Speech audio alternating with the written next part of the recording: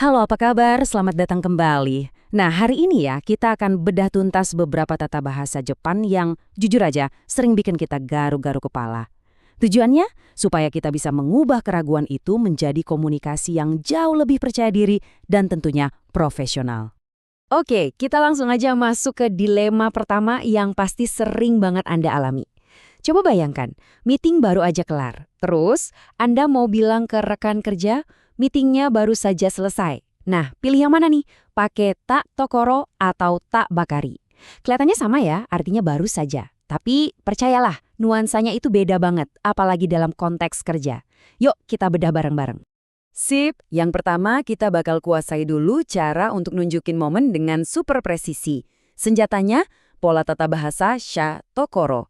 Ini penting banget loh, karena kalau kita bisa pakai ini dengan benar, kita akan terdengar lebih akurat dan pastinya lebih menghargai waktu lawan bicara. Gini deh, biar gampang, bayangin aja Tokoro itu kayak pin lokasi di peta, tapi ini di timeline atau garis waktu. Jadi, posisinya itu pas banget, presisi.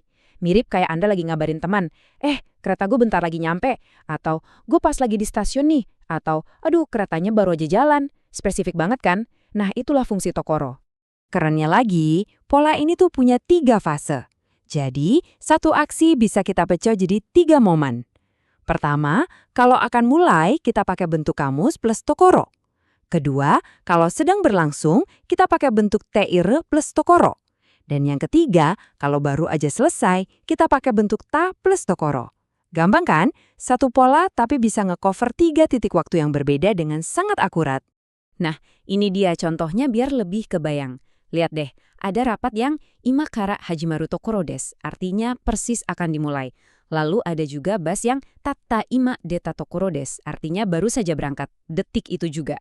Jadi kuncinya di sini adalah momen yang pas dan objektif, nggak pakai perasaan. Oke, sekarang kita masuk ke bagian yang paling seru, perbandingan langsung antara tokoro dan bakari. Ini nih intinya.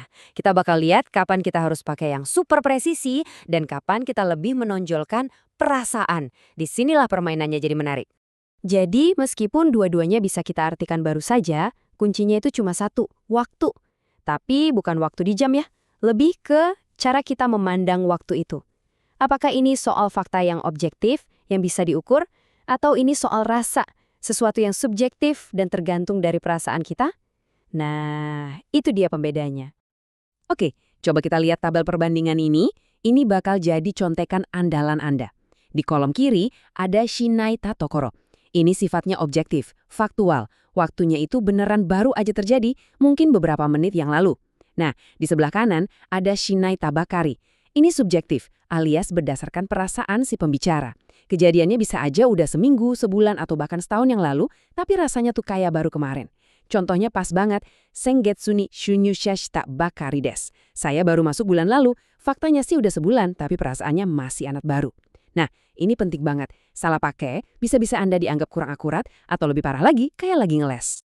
Sip, cukup dulu soal waktu. Sekarang kita pindah gigi, dari penanda waktu ke penanda keyakinan.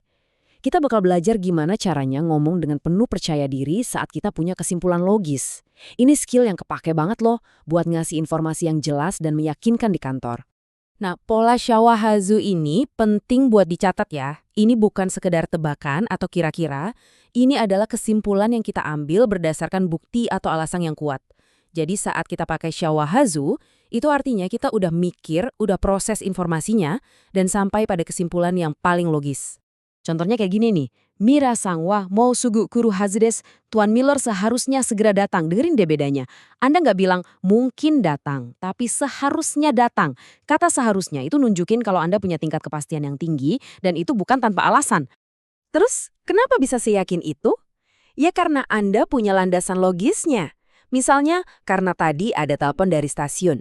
Nah, bukti inilah yang jadi bahan bakar buat hanehazu Anda. Tanpa bukti atau alasan yang jelas, ungkapan Anda cuma jadi tebakan kosong. Dengan bukti, itu jadi kesimpulan logis. Oke, teorinya udah dapat. Sekarang pertanyaannya, gimana cara kita menerapkan semua ini biar komunikasi di kantor makin lancar? Nah, ini dia beberapa trik cerdas dan latihan praktisnya. Kalau mau cara ngapalin yang paling gampang, ini dia mantra saktinya. Cukup ingat 3 kata ini aja. Tokoro itu untuk presisi waktu. Bakari untuk persepsi atau perasaan. Dan haze itu untuk bukti atau logika. Presisi, persepsi, bukti. 3 kata ini bakal jadi panduan cepat Anda buat milih pola kalimat yang paling pas. Nah, ini ada tips pro buat penggunaan ta bakari. Pola ini sering banget loh dipasangkan sama 2 kata lain. Pertama dengan node, yang artinya karena, buat ngasih alasan. Contohnya, karena saya baru masuk, jadi belum begitu paham. Kedua, dengan noni, yang artinya padahal, buat nunjukin sesuatu yang kontradiktif. Padahal baru beli, udah rusak.